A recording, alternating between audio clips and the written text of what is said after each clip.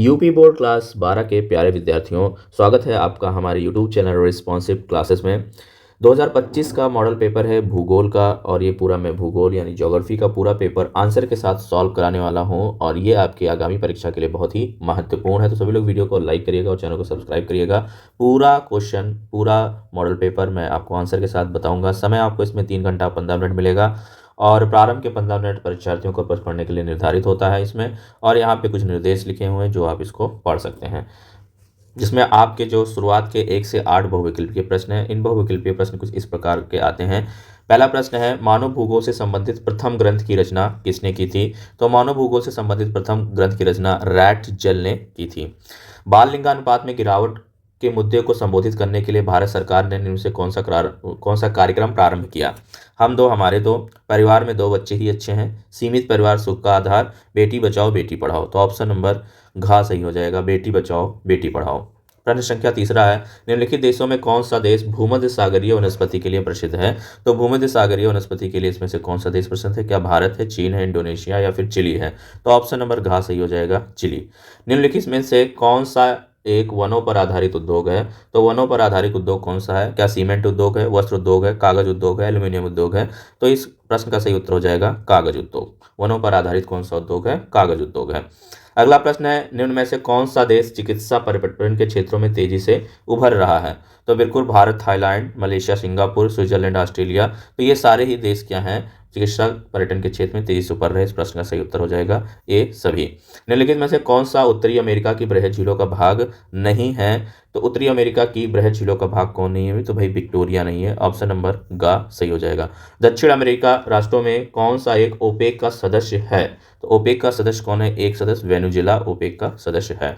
भारत के निम्नलिखित केंद्र शासित प्रदेशों में किस एक की साक्षरता दर उच्चतम है? क्या दमनदीप की है, लक्षद्वीप की है, चंडीगढ़ की है, अंडमान एवं निकोबार की है? अंडमान एवं निकोबार। ठीक है, तो इसका उत्तर हो जाएगा आपका लक्षद्वीप। घा वाला सही हो जाएगा। फिर यहाँ पे आते लघु उत्तरीय प्रश्न है, जिसका उत्तर आपको 20 शब्दों में देना होता है। प्रश्न है, भारत में नागरिक नगरीय और ग्रामीण जनसंख्या का प्रतिशत कितना है? तो भारत में नगरीय जनसंख्या 31.2 तथा ग्रामीण जनसंख्या 68.8% है। अगला क्वेश्चन है, पल्ली बस्तियों को परिभाषित कीजिए। तो पल्ली बस्ती ग्रामीण या शहरी क्षेत्रों में निम्न आय वर्ग के लोगों की बसी छोटी बस्तियां होती हैं, जहां बुनियादी सुविधाएं सीमित होती हैं। 4 भू उप संवर्गों के नाम लिखिए। तो 4 भू उप संवर्गों के नाम है, बंजर भूमि, व्यर्थ भूमि, कृषि योग्य व्यर्थ भूमि, चरागाह। हरियाली केंद्र क्या है? तो हरियाली केंद्र सरकार द्वारा संचालित जल संभर विकास योजनाएं हैं।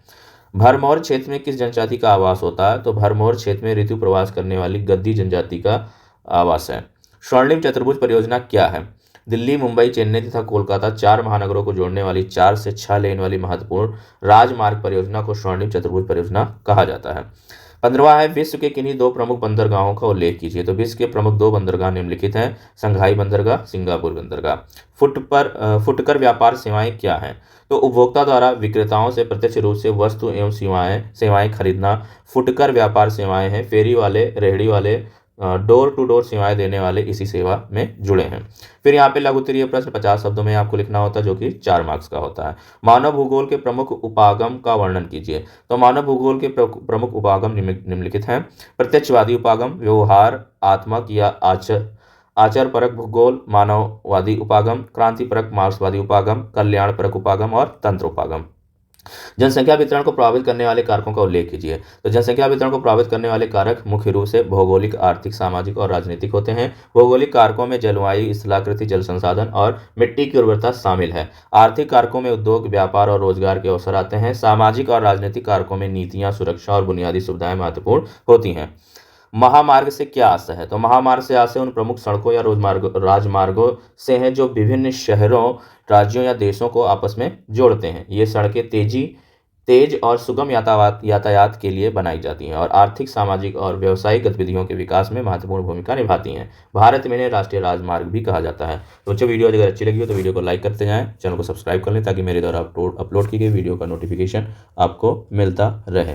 चलिए बढ़ते हैं अगले प्रश्न पे। 20वां प्रश्न है, शुद्ध कृषि क्षेत्र तथा सफल कृषि क्षेत्र में अंतर स्पष्ट कीजिए। शुद्ध कृषि क्षेत्र तथा सफल कृषि क्षेत्र में अंतर बताना है। तो शुद्ध कृषि क्षेत्र वह भूमि होती है जिस पर एक वर्ष में कम से कम एक बार खेती की जाती है। सफल कृषि क्षेत्र में शुद्ध कृषि क्षेत्र के साथ साथ उस भूमि को भी शामिल किया जाता है जिस पर एक वर्ष में एक से अधिक बार फसल उगाई जाती है।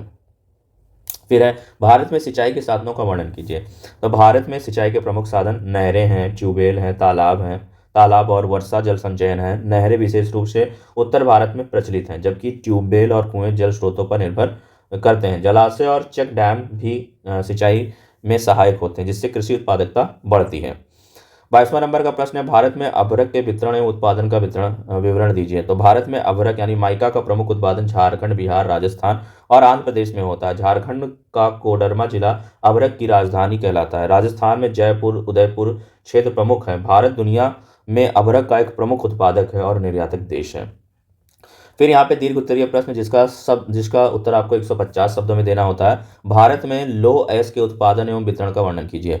भारत में लौह अयस्क का उत्पादन एवं वितरण। भारत लौह अयस्क का एक प्रमुख उत्पादक देश है। यह खनिज देशों की औद्योगिक विकास में महत्वपूर्ण भूमिका निभाता है, विशेष रूप से इस्पात उद्योग के लिए आवश्यक होता है। तो उत्पादन क्या है? भारत में लौह अयस्क का प्रमुख उत्पादन ओडिशा, छत्तीसगढ़, कर्नाटक, झारखंड और गोवा में होता है। ओडिशा देश का सबसे बड़ा उत्पादक राज्य है। उड़ीसा देश का सबसे बड़ा उत्पादक राज्य है, जहां अकेले लगभग 50% उत्पादन होता है। बारबिल और केंदुछर इसके प्रमुख खनन क्षेत्र हैं। वितरण भाई, तो उड़ीसा के केंदुछर सुंदरगढ़, छत्तीसगढ़ के दंतेवाड़ा राजनांदगांव, कर्नाटक के बेल्लारी चित्रदुर्ग है, झारखंड का सिंहभूमि क्षेत्र है और गोवा का पश्चिमी तटीय क्षेत्र है। भारत का लौह अयस्क घरेलू इस्पात उद्योग में उपयोग के साथ साथ चीन, जापान और दक्षिण कोरिया को निर्यात भी किया जाता है। फिर है यहाँ पे स्वेज नहर और पनामा नहर के किन दो सागरों को जोड़ती है, इसके तीन प्रमुख विशेषताएं। तो उसमें से आप अथवा वाले में ये प्रश्न का उत्तर भी आप लिख सकते हैं। फिर बच्चों यहाँ पे आ जाइए, निश्चयवाद के विचारों की उपयुक्त उदाहरण द्वारा व्याख्या कीजिए। निश्चयवाद के विचारों की व्याख्या क्या है भाई? निश्चयवाद वह दार्शनिक सिद्धांत है जिसके अनुसार प्रत्येक घटना पूर्व निर्धारित कारणों के कारण घटित होती है। यह मान्यता रखता है कि ब्रह्मांड के सभी कार्य प्राकृतिक नियमों, कारण, परिणाम और पूर्व निर्धारित स्थितियों के अनुसार संचालित होते हैं। उदाहरण क्या है? गुरुत्वाकर्षण का नियम। यदि कोई वस्तु ऊपर से गिरती है तो वह पृथ्वी की ओर आएगी, क्योंकि यह प्राकृतिक नियम के अनुसार निश्चित है। बीज से वृक्ष बनना। यदि एक आम का बीज बोया जाता है तो उससे आम का पेड़ ही उगेगा, कोई अन्य वृक्ष नहीं। मानव जीवन में निश्चयवाद। किसी व्यक्ति का भविष्य उसके पूर्व जन्म कर्मों या आनुवांशिक गुणों पर निर्भर होता है। जैसे एक छात्र यदि मेहनत से पढ़ाई करेगा तो वह सफलता निश्चित होगा, सफल निश्चित होगा।